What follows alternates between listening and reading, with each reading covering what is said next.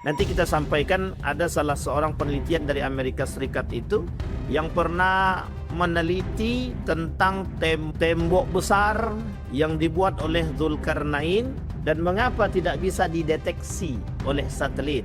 Pernah ditemukan DNA itu oleh salah satu peneliti di Amerika Serikat itu di dalam tanah. Sehingga mereka mengatakan dari DNA tersebut itu menghasilkan ditemukan makhluk-makhluk yang sangat menyeramkan, sehingga ada yang mengatakan apakah itu Ya'juj wa Ma'juj. Jadi ketika seorang ilmuwan Amerika menemukan salah satu gunung yang ada di Amerika itu, di dalam gunung itu sekitar 12 km kedalamannya itu bahasanya lebih dalam lagi, galiannya berarti kan begitu. Artinya ditemukan dalam gunung tersebut, apa yang ditemukan? Kelompok yang hidup, yang tidak, pembicaraan mereka tidak dimengerti.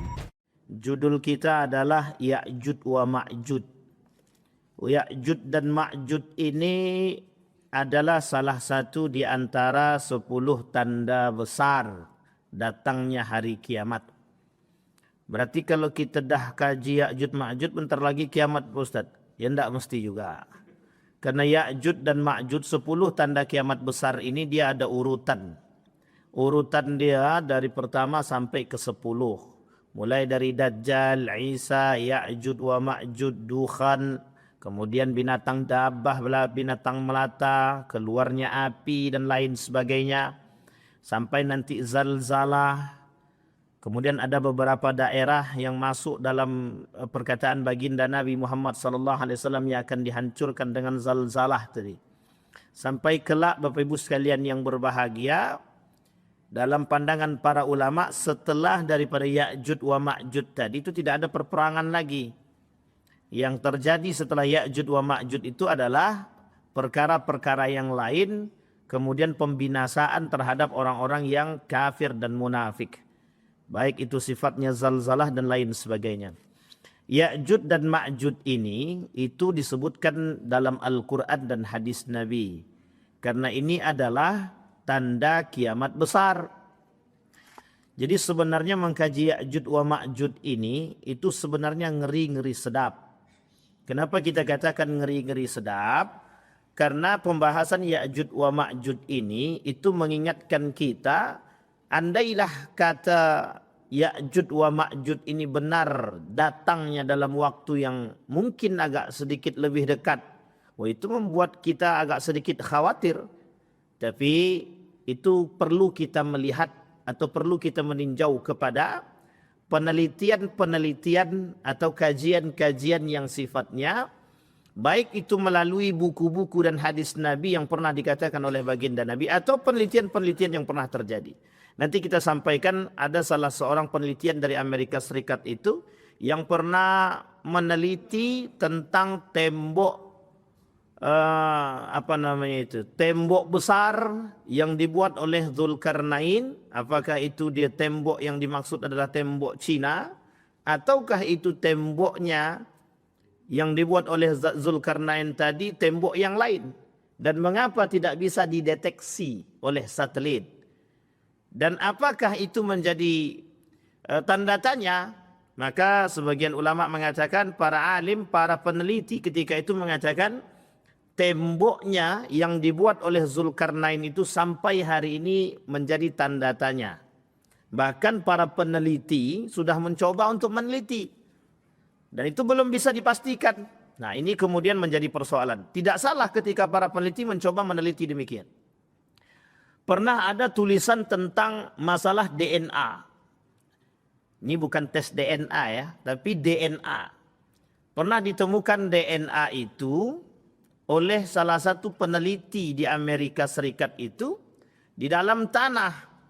Sehingga mereka mengatakan dari DNA tersebut itu menghasilkan ditemukan makhluk-makhluk yang sangat menyeramkan, sehingga ada yang mengatakan apakah itu Ya'juj wa Ma'juj. Jadi Bapak Ibu sekalian yang berbahagia, kita hanya mempelajari tapi kita tidak menebak secara benar apakah itu yang disebut dengan Ya'juj atau Ma'juj.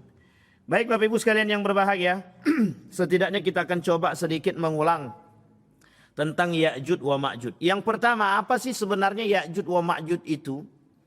Ya'jud dan Ma'jud itu adalah dua suku yang oleh para ilmuwan, oleh Nabi disebutkan dalam riwayatnya, oleh para ulama mentafsirkan Al-Quran tersebut, para ulama mufassirin, para ulama hadis menjelaskan hal tersebut. Mereka mengatakan Ya'jud wa Ma'jud itu dua kubu yang berasal dari siapa Bapak Ibu?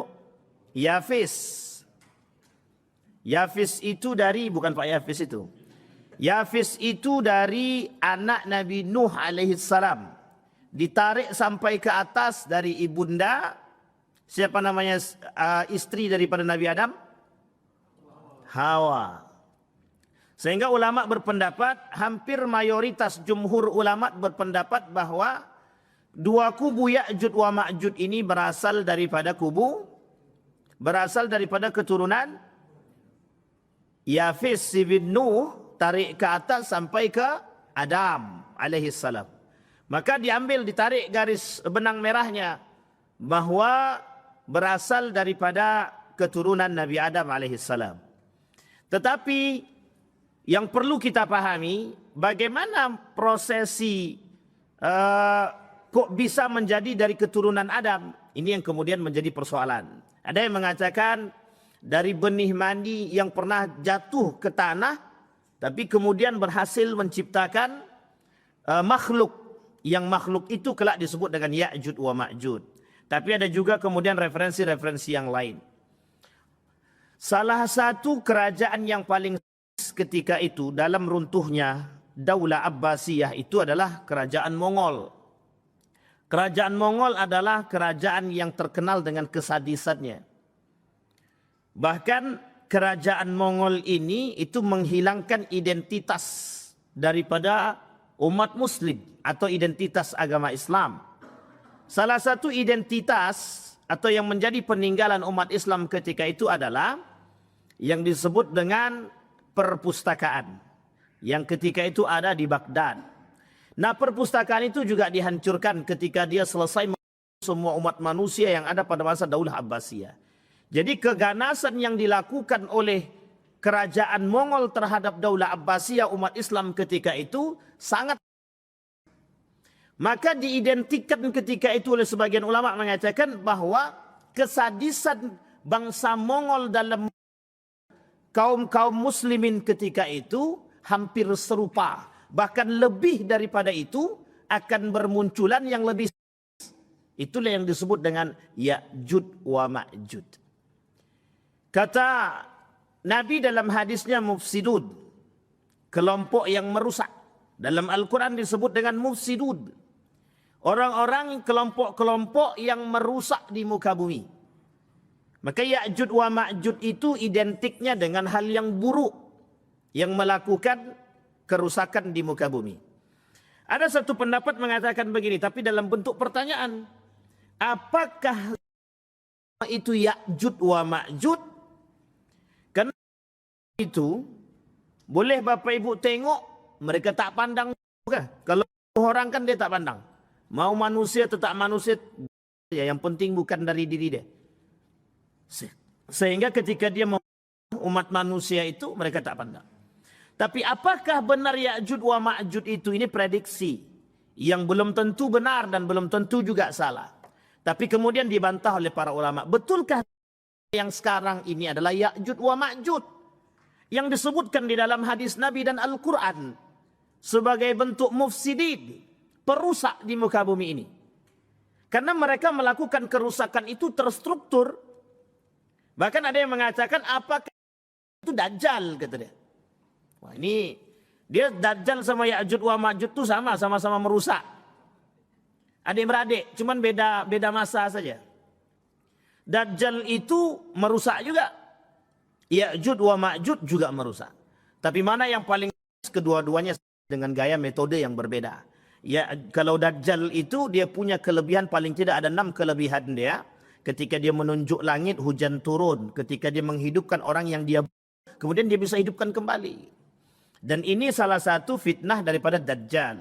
Dan banyak fitnah Dajjal itulah kelak yang mendatangkan orang-orang yang dari kampung dan mengakui kehebatan daripada Dajjal. Sehingga kerusakan yang dilakukan oleh Dajjal itu lebih kepada aspek akidah. Orang yakin pada Dajjal. Tapi Ya'juj wa Ma'juj tidak begitu. Ya'juj wa Ma'juj itu bukan seperti itu. Tapi bagaimana Ya'juj dan Ma'juj tersebut? Ya'juj dan Ma'juj itu mereka manusia itu layaknya mereka memandang bahwa manusia itu lebih daripada binatang.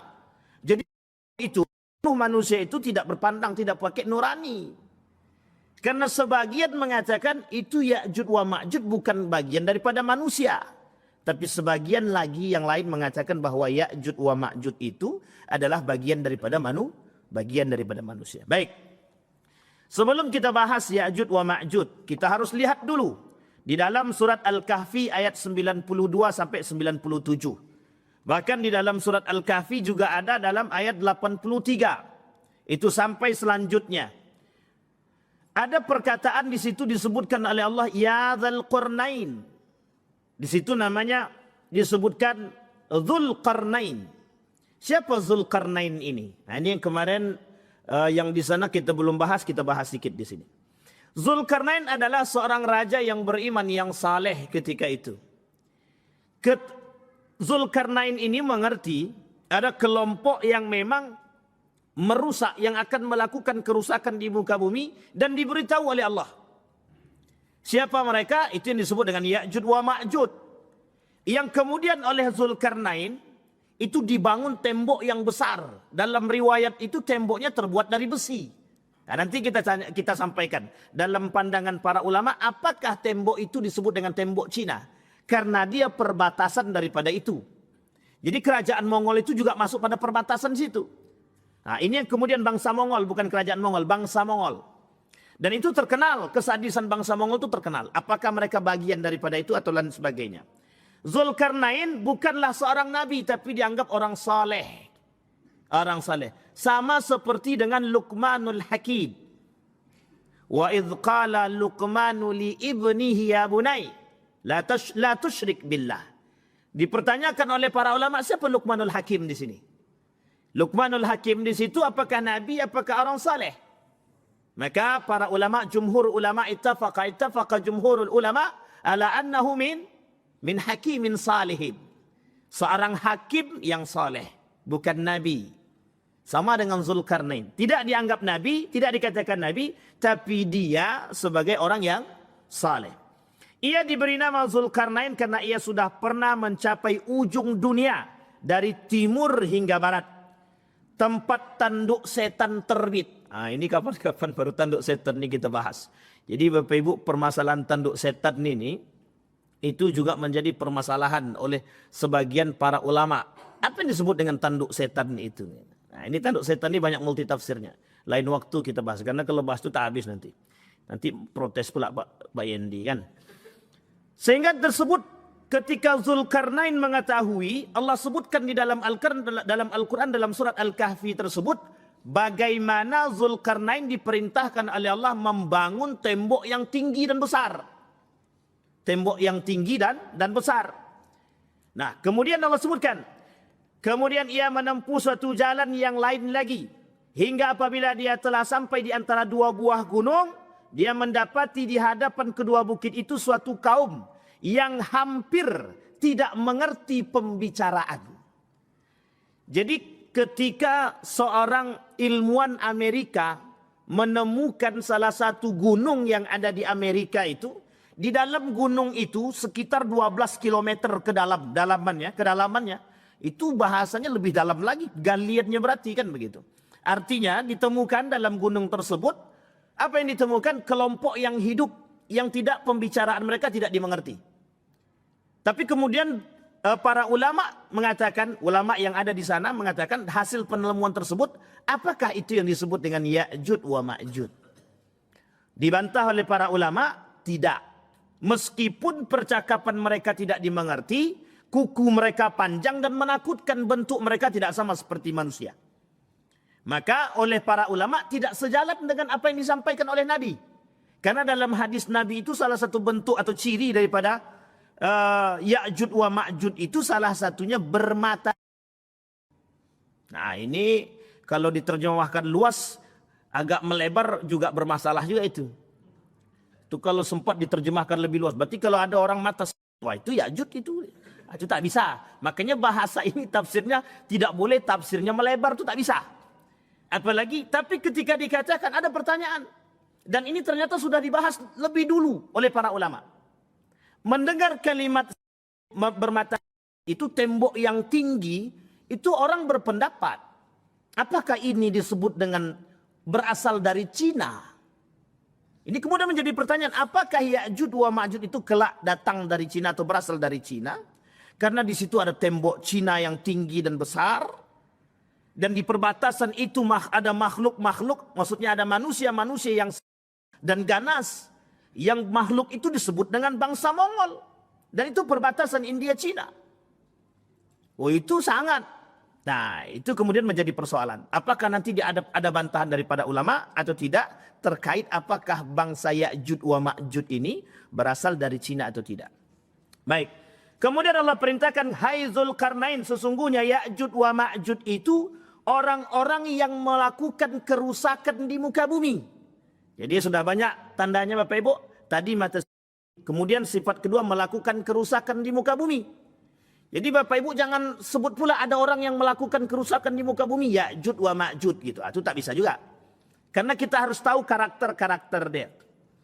Kemudian disampaikan orang-orang yang melakukan kerusakan di muka bumi, maka dapatkah kami memberikan sesuatu pembayaran kepadamu supaya engkau membuat dinding antara kami dan mereka. Kata Allah, antara kami dan mereka. Kami di sini bukan untuk Allah. Kalimat kami di sini oleh para ulama dikatakan bukan Allah. Tapi kalimat di sini adalah umatnya Nabi Muhammad sallallahu alaihi wasallam. Jadi saking tingginya tembok itu Bapak Ibu, itu tidak bisa. Tidak bisa digrogoti, tidak bisa dikikis saking kerasnya. Tapi kelak itu hancur ketika janji Allah. Ketika janji Allah itu hancur. Sehingga oleh ulama ini disebutkan oleh Muhammad Arif ini, Dr. Muhammad Arif mengatakan, nanti disampaikan bagaimana cara mereka menghancurkan tembok itu. Itu disampaikan. Dan bisa Ibu bayangkan, Bapak Ibu bayangkan ketika tembok yang tinggi, di situ manusia-manusia yang ganas-ganas tinggal di situ. Ibarat ketika ada dua orang saja, dua orang yang terkurung di dalam satu ruangan, tidak dikasih makan. Kira-kira apa yang akan terjadi di situ? Yang terjadi di situ siapa yang paling kuat? Maka yang paling kuatlah yang akan memakan yang lemah. Gitu. Sama halnya ketika ketika bangsa Ya'juj wa Ma'juj ini terkurung sekian lama, ketika mereka keluar daripada kurungan tersebut, itu mereka seperti binatang buas yang keluar daripada sarang dia. Dan kelak nanti Ya'juj wa Ma'juj itu akan bercampur antara kalian satu dengan yang lain. Dan kalian tidak mengenali mereka. Bagi mereka yang mengenal itu, bagi mereka yang beriman mereka tahu. Tapi bagi mereka yang tidak beriman mereka tidak mengerti. Mana yang disebut dengan Ya'juj wa Ma'juj itu. Tinggi mereka lebih tinggi daripada kita. Maka habis ini jangan tengok yang tinggi-tinggi, tak usah. Nanti bahaya. Baik, Bapak Ibu sekalian yang berbahagia. Nah, pertanyaannya kemudian siapakah Zulkarnain tadi sudah kita sampaikan. Zulkarnain bukanlah Iskandar. Bukanlah Iskandar yang pernah disebutkan. Jadi ada yang mengatakan, salah satu pandangannya mereka mengatakan bahwa Zulkarnain itu adalah Iskandar, Alexander. Ternyata oleh para ulama bukan. Bukan Alexander itu, bukan Iskandar itu yang disebut.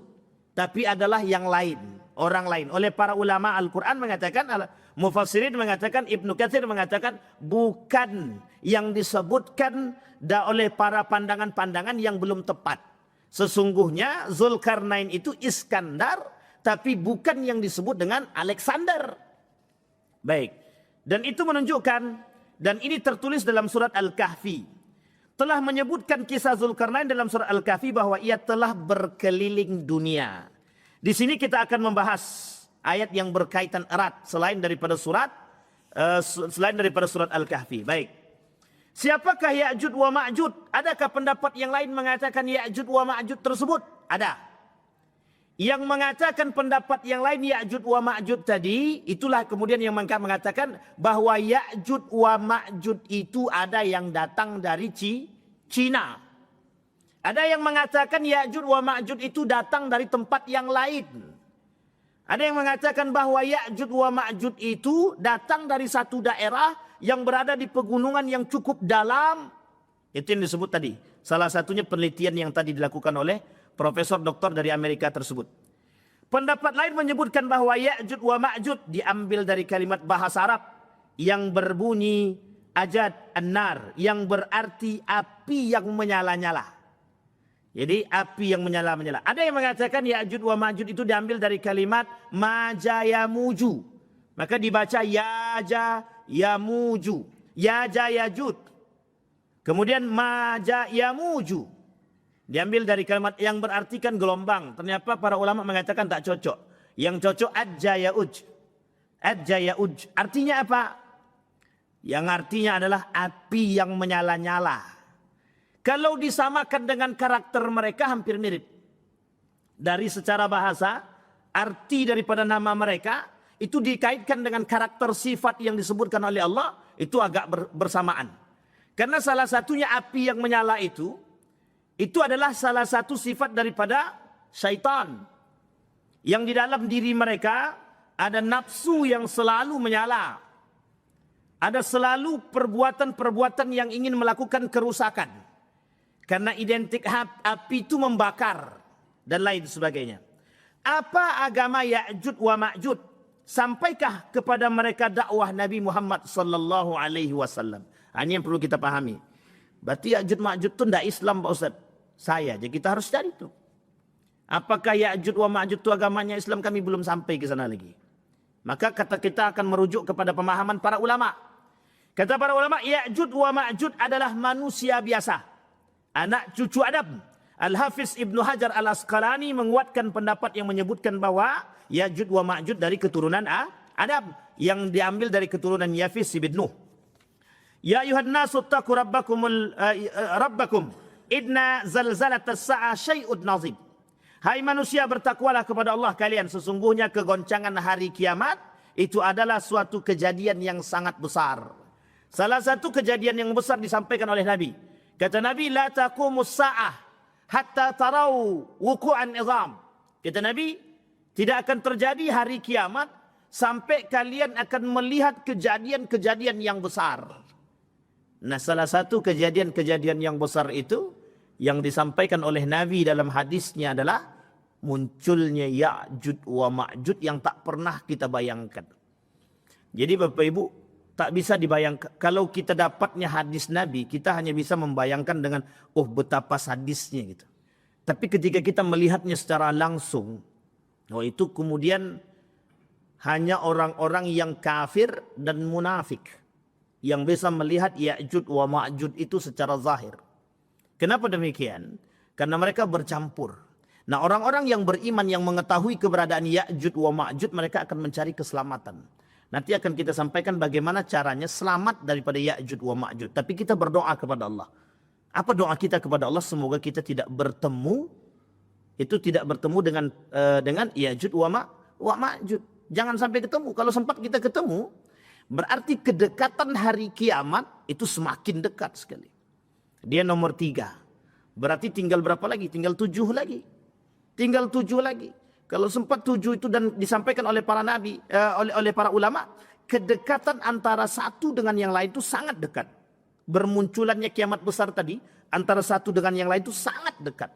Nah, kita tidak bisa mentafsirkan sangat dekat itu, tidak bisa. Apakah sekarang, kemudian besoknya kiamat selanjutnya, apakah besoknya lagi kiamat selanjutnya, itu kita tidak bisa mengatakan demikian. Karena itu fatrah, masa, waktu yang menentukan hal demikian. Baik Bapak Ibu sekalian yang berbahagia. Sekarang pertanyaannya adalah, apakah agama Ya'juj wa Ma'juj tersebut? Ulama berbeda pendapat. Tidak ada yang mengetahui secara zahir agama daripada Ya'juj wa Ma'juj. Tak ada yang mengetahui secara zahir. Apakah sampai kepada mereka dakwah baginda Nabi Muhammad sallallahu alaihi wasallam? Kalau pendapat Ibnu Hajar Al-Asqalani, kata Ibnu Hajar Al-Asqalani, itu tidak sampai. Kata Ibnu Katsir, Ibnu Katsir mengatakan tidak jelas apakah mereka mendengarkan dakwah atau tidak. Karena tembok yang tinggi tadi sebagai penghalang, kata dia. Yang tidak bisa pernah sampai ke sana. Nah, ini yang menjadi masalah. Maka tidak ada orang yang merobohkan tembok selain daripada mereka sendiri. Dan itu ketika janji Allah yang Allah sebutkan di dalam Al-Quran itu. Baik, Bapak Ibu sekalian yang berbahagia. Kemudian dikatakan dalam hadis yang lain, ketika para sahabat sudah berkumpul mengelilingi baginda Nabi Muhammad SAW, kemudian Nabi bersabda, tahukah kalian hari apakah itu? Itu adalah hari di mana Allah Ta'ala memanggil Adam dan berfirman, wahai Adam, kirimkanlah satu rombongan ke neraka. Wahai Adam, kirimlah satu rombongan ke neraka. Kelak ada orang yang masuk ke dalam neraka itu bersamaan. Allah sebut di dalam Al-Quran, wasiqal ladzina kafaru ila jahannama zumara. Kelak akan masuk orang-orang kafir itu, orang-orang yang melakukan kerusakan di muka bumi, itu masuk ke dalam neraka jahannam itu zumara, bersama-sama. Tapi kalimat itu digandeng. Wasiqal ladzina taqaw rabbahum ilal jannati zumara. Kelak orang yang beriman dan bertakwa, kata Allah, masuk juga ke dalam surga itu berombong-rombong, bersama-sama. Jadi Bapak Ibu sekalian yang berbahagia, kuatkan soft, kuatkan iman, persatuan kita penting. Kelak di akhirat kalau kita tidak ketemu dengan, misalkan saya tak ketemu dengan Bang Jidin, ya Allah, aku bersaksi Bang Jidin ini orang baik, orang soleh. Nah itu bisa Bu, kita punya syafaat buat sahabat kita. Maka dalam hadis Nabi disebut itu falil khalil, carilah sahabat yang baik, yang mengantarkan kita kepada agama yang baik. Itu penting. Makanya kawan-kawan yang soleh itu penting. Jangan dicaci dan dimaki. Siapa tahu orang-orang yang tak soleh tadi, kalau dengan nasihat kita dia masuk, dengan akhlak kita dia masuk, kita bisa ajak dia. Ya Allah, aku bersaksi bahwa beliau orang baik. Ah, ini misal. Tapi besok kalau Bapak Ibu udah di surga tak tengok saya, itu tak Ibu tak panggil, itu memang bahaya pula kan.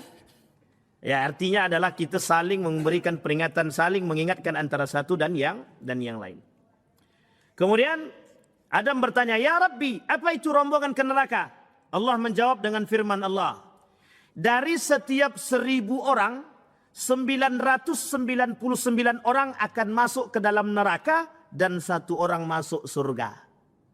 Nah, jadi rombongan yang dimaksud tadi adalah 999 itu masuk ke dalam neraka, 1 saja yang masuk ke dalam surga. Kalau 1000, andai kata 10.000 berarti cuma 10 orang yang masuk. Berarti 999 berapa tuh? 99.000 yang ya sekitar segitulah pokoknya. Daripada capek kita ngitung kan. Artinya apa? Yang masuk ke dalam neraka. Artinya apa? Kata Nabi, kata para ulama itu mengatakan begini, yang selamat itu sedikit. Dari sekian banyak perbuatan daripada Ya'jud wa Ma'jud tadi, yang dia lakukan kerusakan di muka bumi itu, yang kelak pengikutnya banyak sekali. Pengikutnya banyak. Dan saking banyaknya pengikutnya tadi, maka yang selamat itu hanya 1 ataupun 2 orang. Artinya apa? Itu bahasa kiasan. Sangat sedikit yang selamat. Maka para ulama mengatakan, bagaimana ketika ditanya, bagaimana cara kami selamat daripada Ya'jud wa Ma'jud? Jawabannya adalah, lari ke tembok yang itu. Gitu. Dan itu disampaikan. Lari ke tembok yang besar. Tapi pertanyaannya adalah, kan temboknya sudah dihancurkan. Gitu. Artinya apa sebenarnya? Bagi siapa yang punya ketebalan iman, itu yang selamat. Yang tak punya ketebalan iman, ya ketika itu memang tidak selamat. Karena memang yang tidak mau mengikuti mereka, mereka akan habisi, akan mereka lakukan kerusakan di muka bumi. Baik, jumlah Ya'jud wa Ma'jud sangat banyak. Abdullah bin Amr berkata, meriwayatkan dari baginda Nabi Muhammad SAW ketika Nabi bersabda, sesungguhnya Ya'jud wa Ma'jud adalah keturunan Adam. Apabila dilepas, mereka akan merusak kehidupan manusia seluruhnya. Tidak ada seorang pun yang meninggal dari mereka kecuali akan meninggalkan 1000 orang keturunan atau lebih. Dan sesungguhnya ada 3 suku bangsa keturunan mereka. 1 namanya Tawil, yang kedua Taris, yang ketiga Minsak. Jadi tak ada yang selamat kecuali orang-orang yang beriman. Maka mencari keselamatan itu dari saat ini, bukan nanti. Kalau nanti itu susah, selamat lagi sudah. Maka cari keselamatan itu dari sekarang. Membangun keimanan yang kuat. Hari ini tak perlu Ya'juj wa Ma'juj muncul saja, itu udah goncang-gancing gitu sekarang nih. Semuanya dibuat biar kita jauh daripada iman. Semuanya dibuat biar kita jauh daripada agama. Semua dibuat biar kita jauh daripada nilai-nilai agama. Artinya apa? Belum Ya'juj wa Ma'juj datang, sudah banyak orang-orang yang bersifat demikian untuk melakukan kehancuran tadi.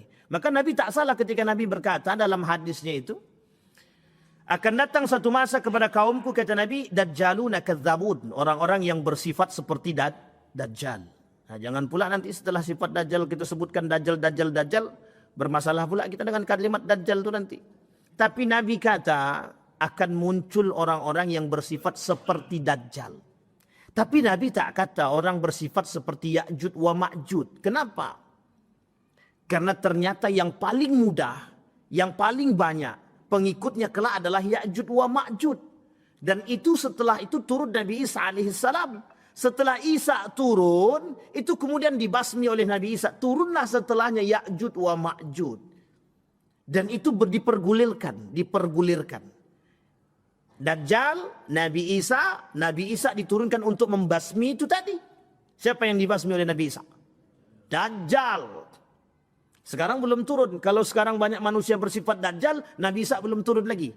Kenapa? Karena Dajjal yang sekarang ini tidak lebih berbahaya daripada Dajjal yang sesungguhnya.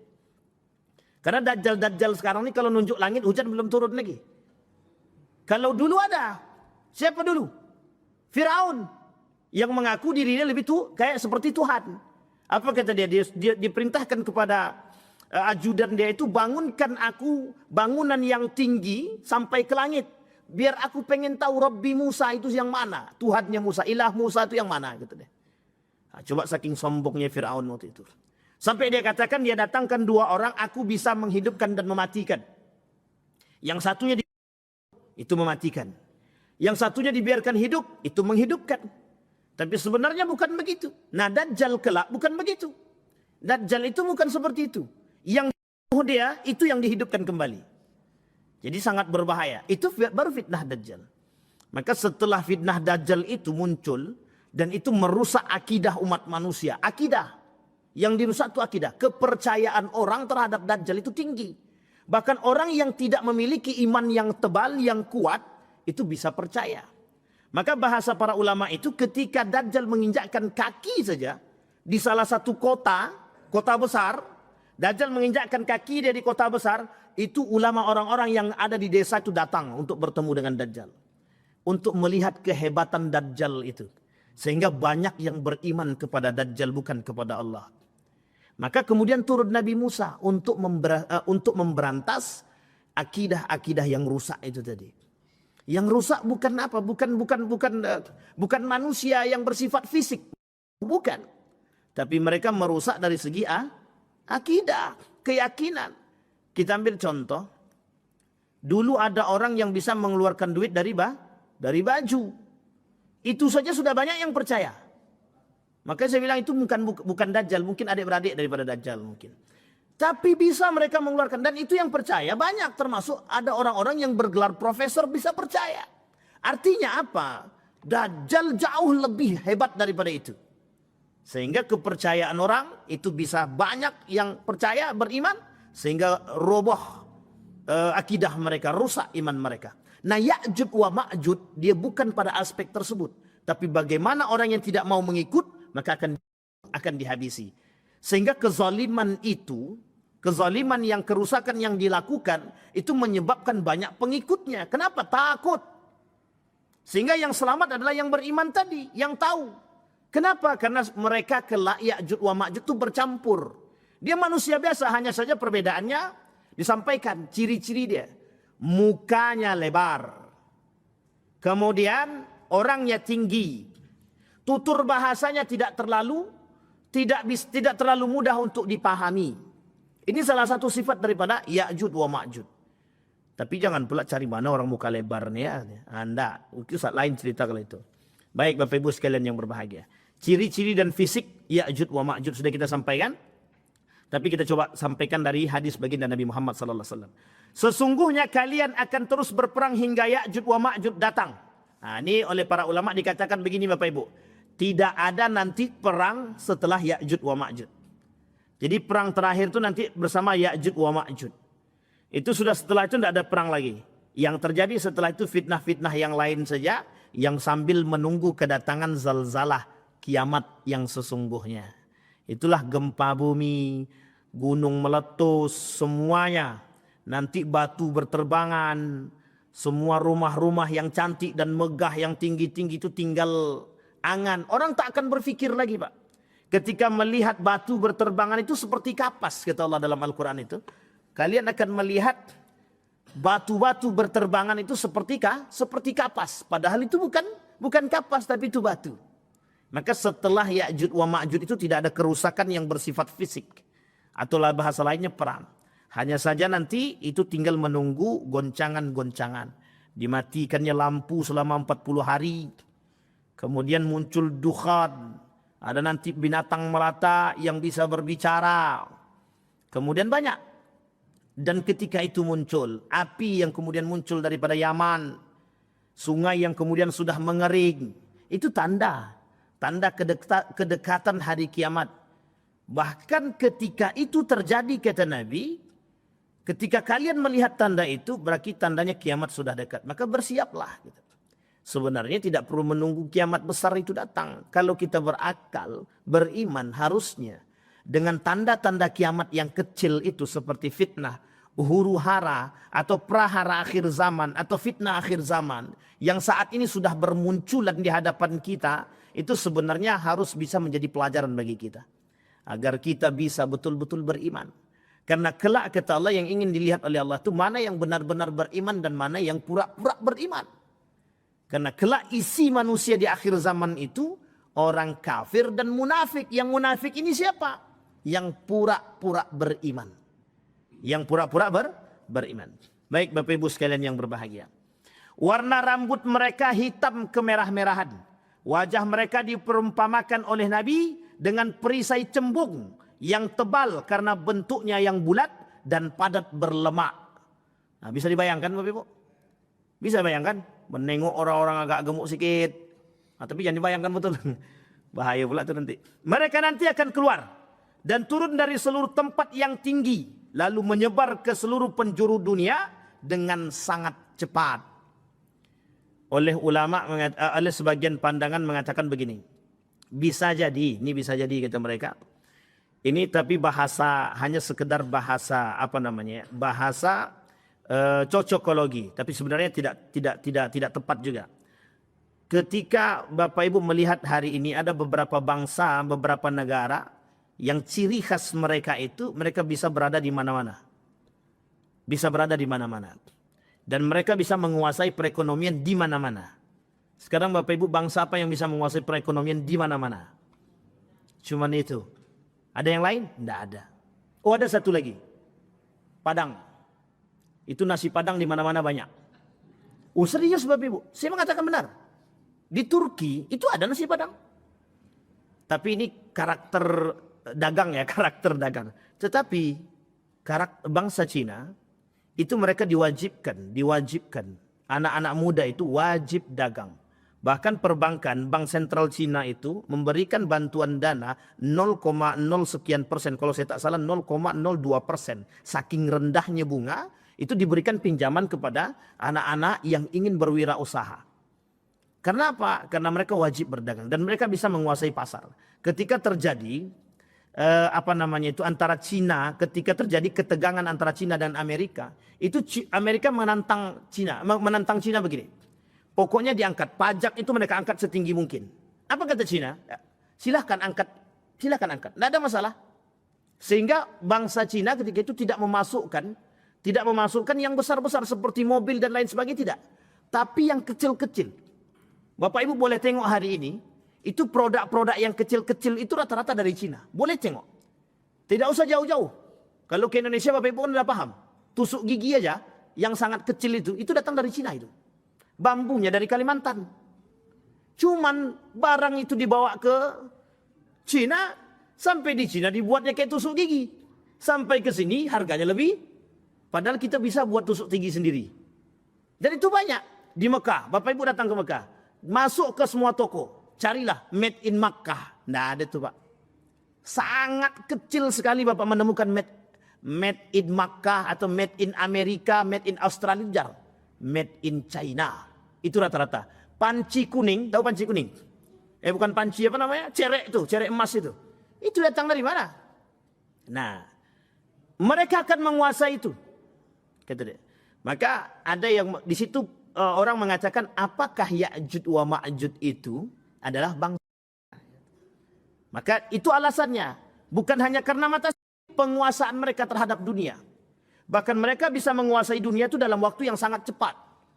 Ketika Amerika menjadi negara adik kuasa itu. Nah itu masih biasa saja. Hari ini orang melihat yang paling berkuasa itu bukan Amerika. Tapi Cina. Kenapa demikian? Karena bisa merusak segala hal. Termasuk merusak pasar. Dan itu yang tidak dimiliki oleh negara manapun. Bayangkan Cina bisa masuk dalam semua tempat. Nah, makanya orang berpendapat, ada yang mengatakan apakah bangsa Ya'juj wa Ma'juj itu berasal dari bangsa Cina? Maka oleh para ulama mengatakan, tidak, kata para ulama. Bukan. Ya'juj wa Ma'juj itu bukan datang dari Cina. Hanya saja ciri khas yang disampaikan itu bermiripan. Dan dianggap apakah tembok itu adalah tembok yang dimaksud oleh yang dibuat oleh Zulkarnain dulu? Bukan. Bukan. Karena apa? Oleh para ilmuwan itu mengatakan tembok yang dibuat oleh Zulkarnain itu dalam bahasa hadisnya itu dibuat dari besi.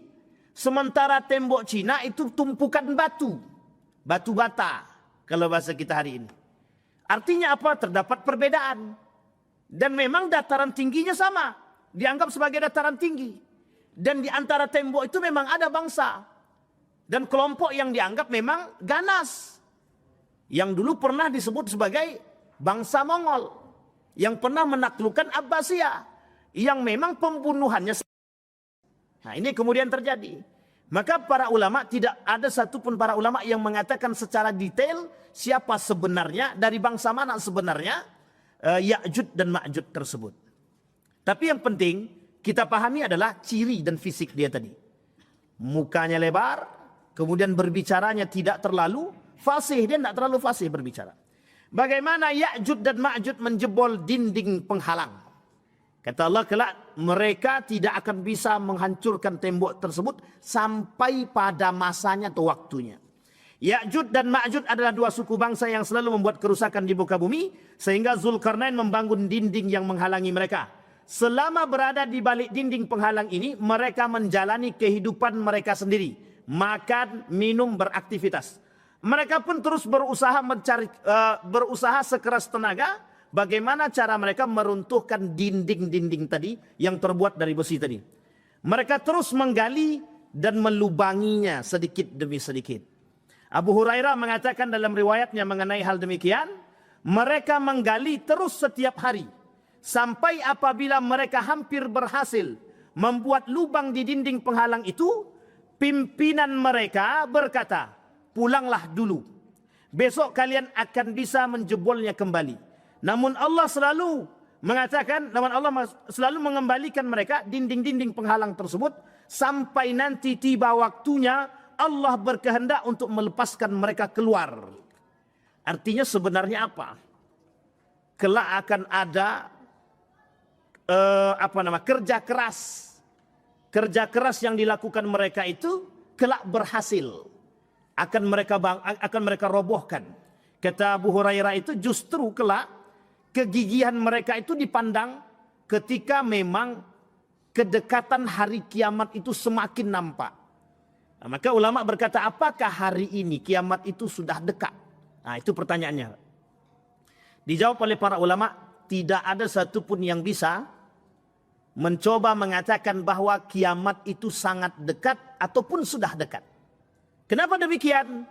Karena masih banyak tanda-tanda kiamat besar yang belum nampak. Tetapi ketika berkata demikian melihat fitnah tersebut, ada ulama lain yang mengatakan, paling tidak kita hari ini sudah berdekatan atau diambang pintu kiamat. Sampai di sini paham bahasanya Bapak Ibu ya. Ada yang mengatakan kita belum sampai pada kiamat, masih lama, masih butuh waktu yang panjang. Makanya diambil jalan tengah oleh Syekh Ramadan Al-Buti itu terhadap hari kiamat tersebut. Sebaiknya umat muslim terhadap hari kiamat itu berpedoman pada apa yang sudah dikatakan oleh baginda Nabi Muhammad SAW. Yakin bahwa kiamat itu datang, tapi tak mengatakan bahwa kiamat itu sudah datang. Yakin bahwa kiamat itu dah datang. Inna sa'atiyatun la raiba fih. Mesti datang. Tapi kedatangannya tidak pernah ada yang tahu kapan waktunya dengan tepat. Hanya saja ketika Nabi ditanya oleh malaikat itu, tanda-tanda kiamat Nabi sampaikan. Seperti apa yang kita pelajari di malam hari ini Bapak Ibu. Baik. Dalil tentang Ya'juj wa Ma'juj sudah kita sampaikan. Sekarang pertanyaannya, bagaimana umat mukmin ketika itu selamat daripada Ya'juj wa Ma'juj? Yang pertama kata para ulama, orang-orang yang selamat daripada Ya'juj wa Ma'juj, orang-orang yang memiliki ketebalan iman. Yang kedua, ulama mengatakan larilah sejauh mungkin Anda mampu lari, sehingga Anda tidak bertemu dengan mereka. Tapi ini Bapak Ibu sekalian yang berbahagia, karena saking banyaknya jumlah Ya'juj wa Ma'juj tadi, saking banyaknya dan mereka tersebar di seluruh dunia. Bahkan jumlah mereka itu berbanding. Seperti apa? 1000 bandingnya 1. Artinya apa? Jumlah mereka, orang-orang yang benar-benar selamat itu adalah orang yang benar-benar dalam naungan Allah Subhanahu wa ta'ala. Bapak Ibu sekalian yang berbahagia, tetapi ending kalimat ini Bapak Ibu, kita tak boleh cocokologi. Nampak orang bersifat kayak melakukan kerusakan di muka bumi, kita katakan dia Ya'juj, itu tidak boleh. Seperti yang tadi di awal, apakah itu adalah Ya'juj wa Ma'juj? Karena memang tidak ada pendapat yang sahih mengatakan bahwa itu Ya'juj wa Ma'juj. Apakah itu bangsa itu Ya'juj wa Ma'juj? Juga tidak ada dalil yang sharih dan yang kuat yang mengatakan mereka Ya'juj wa Ma'juj. Apakah tembok Cina itu adalah tembok yang dibangun oleh Zulkarnain? Oleh para ahli ilmuwan juga tidak mendapatkan keterangan yang pasti. Artinya apa? Artinya kita umat muslim disuruh bersiap. Dengan apa? Dengan keimanan yang betul-betul iman. Bukan hanya sekedar. Kalau orang tahu Ya'juj, misal mohon maaf, tahu mereka, oh bangsa Ya'juj wa Ma'juj, mesti kita bersiap. Tapi kalau kita tak tahu, kita hanya diberikan pandangan oleh Allah, disitulah tujuan kecerdasan tadi, agar kita bisa mengokohkan iman. Ada atau tidak adanya Ya'juj wa Ma'juj itu tadi. Tapi keyakinan kita sebagai orang yang beriman, wajib kita meyakini bahwa Ya'juj wa Ma'juj itu ada terakhir. Bagaimana binasanya Ya'juj wa Ma'juj? Ya'juj dan Ma'juj mulai dari laki-laki, perempuan hingga anak-anak akan menebar kerusakan. Seperti manusia hari ini. Sampai-sampai mereka pun menembakkan anak panah mereka ke langit untuk menakutkan atau menaklukkan penghuni langit. Saking sombongnya sama kayak Fir'aun. Selanjutnya Allah akan menurunkan hujan untuk mencuci bumi hingga mengkilap bagai cermin. Lalu Allah berfirman kepada bumi, tumbuhkanlah buah-buahanmu dan kembalilah semua keberkahanmu. Artinya apa? Campur tangan Allah atas runtuhnya Ya'juj wa Ma'juj kelak tak bisa kita hindari. Maka di situ yang harus kita imani, kehancuran Ya'juj wa Ma'juj itu pasti. Tetapi kapan? Karena sekarang Ya'juj itu belum muncul. Maka tunggu sajalah. Kita berdoa kepada Allah, moga-moga kita tidak bertemu dengan Ya'juj wa Ma'juj. InsyaAllah yang tua-tua ni tidak ketemu nih yang Ya'juj wa Ma'juj. Masalahnya yang puluhan tahun yang akan datang yang kita takutkan. Mereka ketemu atau tidak. Mudah-mudahan kita termasuk orang-orang yang beriman kepada Allah. Amin ya Rabbal Alamin. Saya kira itu saja Bapak Ibu sekalian yang berbahagia. Ini sudah selesai Ya'juj wa Ma'juj. Kalimat endingnya tidak boleh ada yang mengatakan siapapun yang melakukan kerusakan di muka bumi ini, kita tak boleh katakan dia Ya'juj ataupun Ma'juj. Apalagi kita katakan Dajjal, nanti berujung pada Polda. Itu yang tak menjadi masalah kita hari ini. Fa'tabiru ya ulil absar la'allakum tuflihun. Assalamualaikum warahmatullahi wabarakatuh.